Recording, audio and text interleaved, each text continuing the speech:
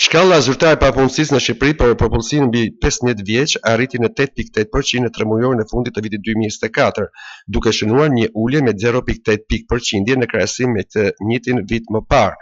Megjithatë, krahasuar me tremujorin e mëparshëm, papunësia u rrit me 0.7 pikë përqindje.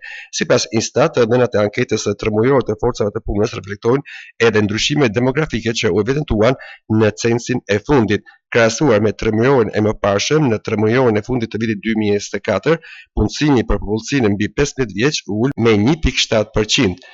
Sektorët specifik treguan një rënje prej 2.3% në bujqësi, 0.9% në shërbime dhe 2.4% në industri, ndërsa për të rinjt 15 deri në 29 vjeç, shkalla e papunësisë është 19.1%. Kjo tregon një përmirësim prej 2.1 pikë krahasuar me tremujorin e katërt të vitit të kaluar, por edhe një rritje prej 1.4 pikë krahasuar me tremujorin e tretë të vitit 2024.